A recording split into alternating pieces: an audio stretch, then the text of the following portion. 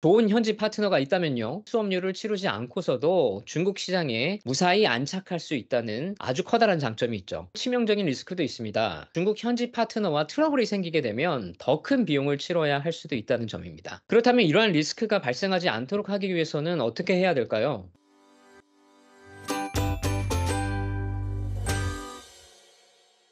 안녕하세요. 18층 변호사들 중 한 명 류승호 변호사입니다. 오늘은 중국과의 거래 네 번째 영상입니다. 중국에 진출하는 방법은 여러 가지 방법이 있는데요. 회사가 중국 시장에 진출하려는 목적이나 구체적인 상황에 따라서 진출 방식은 달라지겠죠. 그 중에서도 중국 기업과 합자 회사를 설립을 하는 경우가 꽤 많이 있습니다. 만약 파트너 중국 회사가 중국 시장에서 판로나 점유율을 이미 상당히 확보하고 있다면 해당 중국 회사와 함께 조인트 벤처, 그러니까 합자 회사를 설립하는 것이 큰 장점을 가질 수 있기 때문입니다. 어떤 장점이냐 하면은요, 새로운 시장에서 판로를 확보하고 마케팅을 하는 데는 굉장히 많은 비용과 시간이 투입되어야 합니다. 더군다나 문화와 환경이 다른 중국 시장에서 한국 기업이 진출을 하면 새롭게 적응해야 될 것이 한두 개가 아닙니다. 판로 개척이나 마케팅뿐만 아니라 중국에서 회사를 설립하고 운영하려면 수많은 문제들을 맞닥뜨리게 되거든요. 인사, 노동, 세금, 다른 경쟁사와의 마찰, 소송 등등 외국 회사가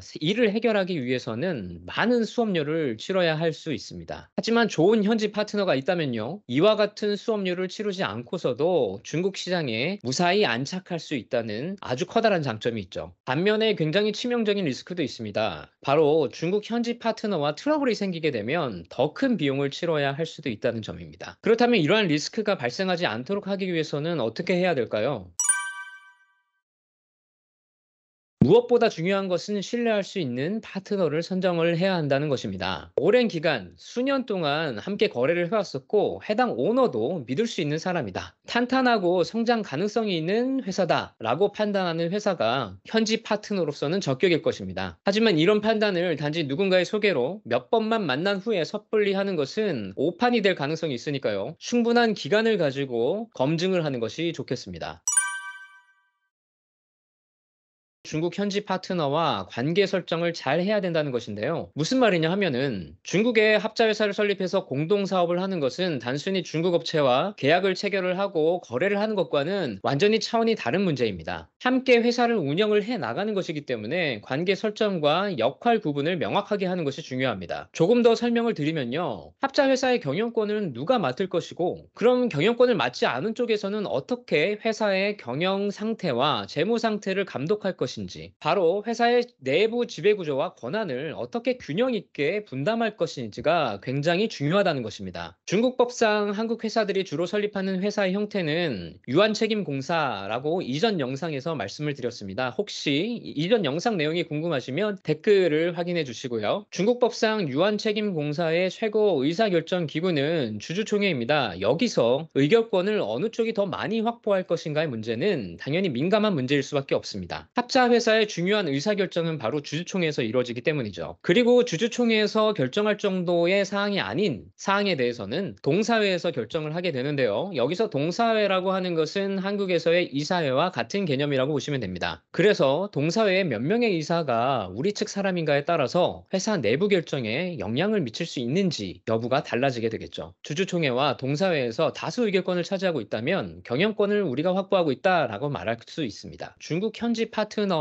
과연 누가 경영권을 가지게 될 것인지, 내부 지배 구조를 어떻게 설정을 해야 될 것인지 충분히 논의를 해 놔야 회사가 원만하게 굴러갈 수 있겠죠. 여기서부터 삐걱거린다면 회사의 설립 자체, 즉 합자 회사의 설립 자체가 어려울 수 있습니다. 우리는 경영권은 관심은 없고 돈만 투자해서 나중에 배당금만 받아가면 돼라고 하는 경우가 있는데, 이런 경우라도 적어도 회사가 수익을 내고 있는지, 이 수익이 다른 데로 새어나가고 있지는 않은지 감독할 수 있는 구조를 설립 단계에서부터 미리 구조화 시켜 놓을 필요가 있습니다. 그렇지 않다면 추후에 회사가 수익을 전혀 내고 있지 못하게 된다든지, 생각과는 다르게 수익이 너무 적고 배당금이 나오지 않게 된다든지, 이런 상황이 지속이 된다면 쌍방이 서로 신뢰를 하지 못하게 될 것이고 분쟁이 발생하게 될 가능성이 높습니다. 그래서 경영권이 없는 쪽에서는 이러한 상황을 감독을 하기 위해서 감사나 재무 책임자를 파견하는 경우가 많이 있습니다. 결국 주주총회, 동사회, 감사 등 중국의 합자 회사의 지배 구조에 관해서 쌍방이 충분히 합의를 하고 균형 있게 설정을 해 놓아야 신뢰 관계를 계속 유지해 나갈 수 있겠죠.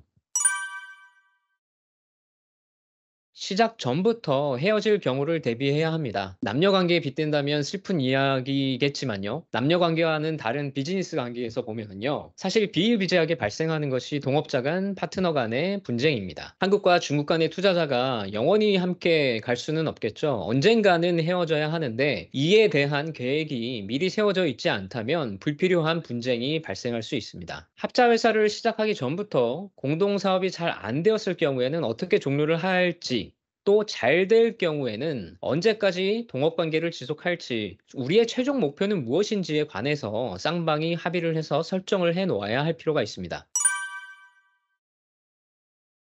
그리고 무엇보다 중요한 것, 이렇게 쌍방이 설정한 내용, 합의한 내용을 서로 간의 주주간 계약서 또는 합작 계약서의 형태로 체결을 하고 나아가서 회사 정관에 규정을 해놓는 것이 매우 중요합니다. 주주간 계약서 또는 합작 계약서는 명칭은 다르지만요. 투자자 간에 우리가 어떻게 합작 회사를 설립을 하고 그리고 그 안에서 지배구조를 어떻게 설정할 것인지, 우리가 언제까지 어떤 목표를 가지고 이 회사를 운영하고 어떻게 헤어질 것인지에 대한 서로 간의 합의서라고 보면 되고요. 이러한 합의 내용을 지키지 않으면 계약상의 위약 책임을 물을 수 있게 됩니다. 이러한 계약 이외에도 회사 정관에 규정을 해놓는 것이 중요하다고 말씀을 드렸죠. 계약은 양 당사자 간의 약속이지만 정관이라고 하는 것은 회사를 구속하고 규율하는 규칙이기 때문에 회사를 운영해 나가는 데 있어서는 반드시 필요합니다. 그 정관에 규정이 되어 있지 않다고 한다면 계약상 책임밖에 묻지 못하게 되기 때문에 반드시 회사의 정관에도 양 당사자 간에 합의한 내용이